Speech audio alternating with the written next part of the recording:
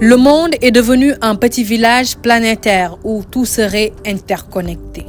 Mais quelque part au sud du Sénégal, plus exactement dans la zone du nord-ouest, dans la commune de Djouloulou, le temps de la technologie semble s'arrêter. Cette partie du pays, l'un des poumons verts du Sénégal, est totalement déconnectée du reste du monde.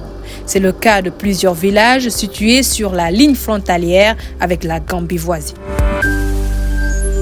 Khalifa Koli est un fils du territoire. Il est chargé de nous mener à la rencontre de ces populations. Nous nous sommes donné rendez-vous à l'entrée du village de Touba Tranquille, mais impossible de l'avoir au bout du fil. Le réseau ne répond pas. La ligne est complètement défectueuse. Guidés par une immense curiosité de rencontrer ces populations, nous continuons notre route. Seule cette piste tracée au milieu des arbres nous mène vers ces vaillantes populations.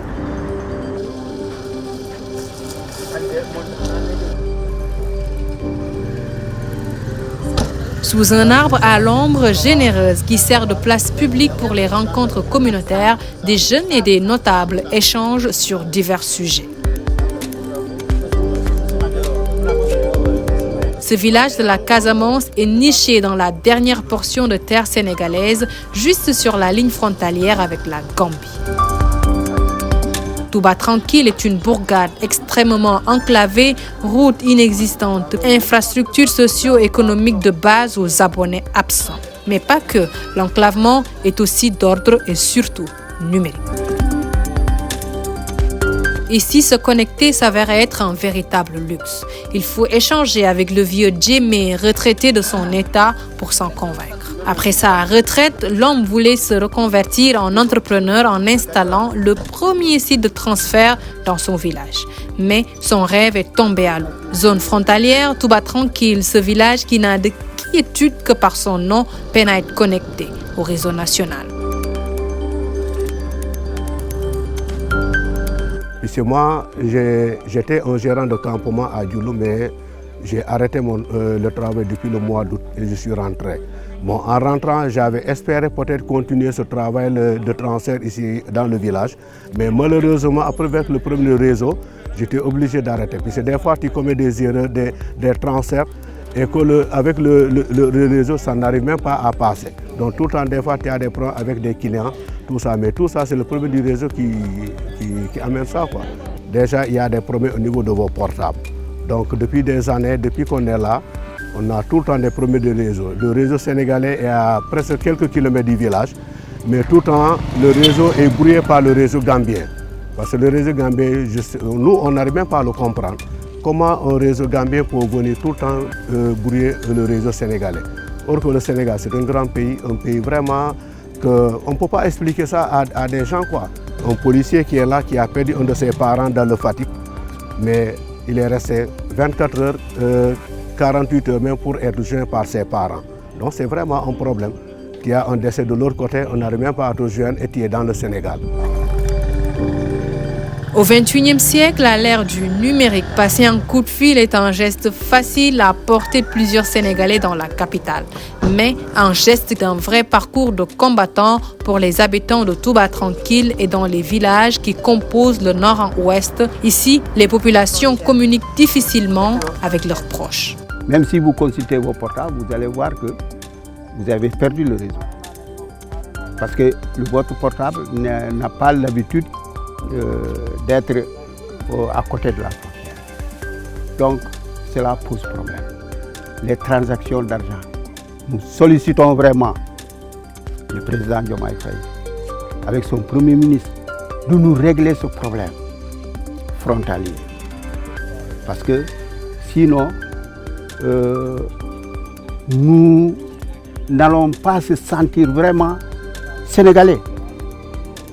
Parce que quand tu es sénégalais, l'enfant qui est à Dakar, ce qu'il voit, ce qu'il communique, ce qu'il vit tous les jours, normalement l'enfant qui est là à Touba devait vivre la même chose.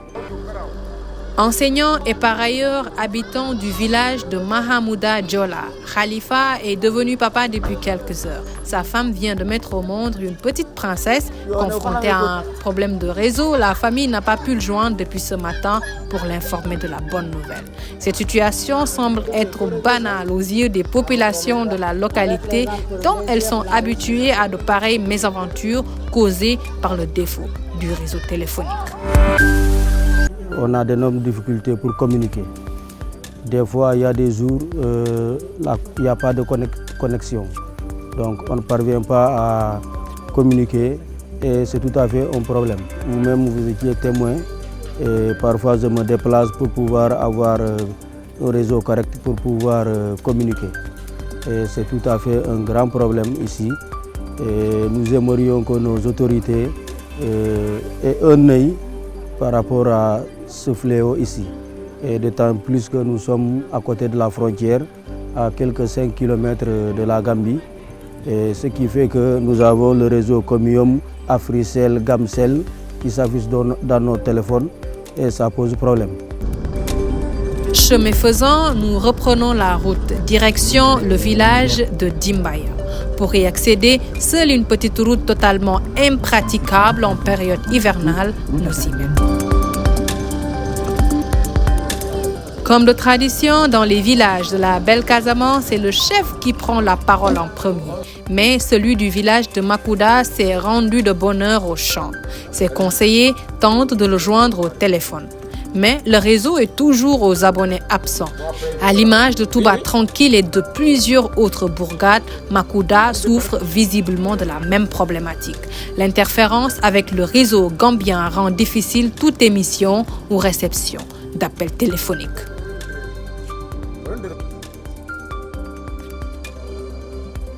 Voilà, la preuve est là aujourd'hui. On a essayé de joindre notre chef de village, on n'a pas pu. Vous avez vu le grand qui était en train de communiquer. Il a un grand problème de réseau. On dirait que nous sommes des Gambiens. Le réseau gambien domine souvent le réseau sénégalais. Alors que nous sommes des Casassiers, nous habitons au long de la frontière. Mais nous communiquons mieux avec le réseau gambien que le réseau sénégalais. Parfois, on nous appelle au niveau de la mairie pour assister à des réunions, on ne parvient pas à nous joindre. Et là, vraiment, c'est des difficultés. À des réunions que nous devons participer, on ne participe pas à cause du réseau, vraiment, c'est inadmissible. Pourtant, juste à quelques kilomètres d'ici, à Dombondir, est implantée une antenne téléphonique d'un célèbre opérateur. Mais le problème persiste toujours. C'est pourquoi, dans cette partie du pays, la plupart des habitants détiennent tous une carte SIM gambienne pour se connecter au reste du monde. Au fait, le pylône d'Orange est là à Dombondir depuis presque 2005. Il est là depuis 2005. En principe, c'était pour couvrir toute la zone. Mais malheureusement, cette couverture n'est pas normale parce que des villages comme Makouda, Mahamouda, Katak et certains villages de la frontière même ne parviennent pas à avoir le réseau comme il le faut. De ce fait, donc, le téléphone paraît un peu difficile dans certains villages. Alors, ce qui se passe souvent pendant l'hivernage, nous avons souvent un sérieux problème puisque leur pylône n'est pas connecté au courant. C'est des panneaux solaires qui ont connecté le pylône. Et pendant l'hivernage, quand il y a un problème de soleil, ça se répercute donc sur le réseau. On a difficilement le réseau. Alors la première doléance, c'est de demander à Orange, dans la mesure du possible, puisque le courant est là, à côté du pylône même, s'il pouvait vraiment le connecter au courant, ce serait mieux pour nous épargner donc de ces problèmes hivernaux. Parce que pendant la saison des pluies, c'est souvent des problèmes. Quand il pleut une journée, 2 journées, le réseau, on le perd. Situé dans la commune de Kataba 1, le village de Katak est à quelques kilomètres de la frontière sénégambienne. Ces Sénégalais installés le long des zones frontalières réclament le droit légitime d'être connectés au réseau téléphonique national. L'accès au réseau téléphonique ne doit pas être un luxe. Ça devait être un droit, comme l'accès à l'eau et comme l'accès aussi à l'électricité. C'est pour cela qu'on réclame notre droit à l'accès vraiment, parce que nous nous sentons vraiment être Sénégalais, comme ceux qui sont à Dakar, comme ceux qui sont à Saint-Louis, comme ceux qui sont à Kies. Nous aussi, ceux qui sont à Ziguinchor et ceux qui sont particulièrement dans la commune de Kataba 1, nous souffrons. Nous souffrons vraiment de cet accès parce qu'ici, le réseau de la Gambie domine. Et la majeure partie de nos populations ont des puces gambiennes. Vous voyez ici, chacun a une puce gambienne. D'autres même n'ont pas de puce sénégalais, alors que ce sont des Sénégalais. Touba Tranquille, Dimbaya, Makuda, Dombondir, Mahamouda, Djola, Katak et tant d'autres villages du Naran et du Nord Sindian en Casamance, des Sénégalais déconnectés du réseau national passent le plus clair de leur temps à la recherche d'un coin propice pour capter le signal. Ici, parler au téléphone ou surfer devient un véritable luxe. L'absence du réseau téléphonique et de la connexion plombe totalement l'énorme potentiel de ces villages. Le lancement du New Deal technologique suscite beaucoup d'espoir chez les habitants de Touba Tranquille et environ. Ils auront enfin l'opportunité d'exploiter la créativité et l'énorme potentiel qui sommeille en eux.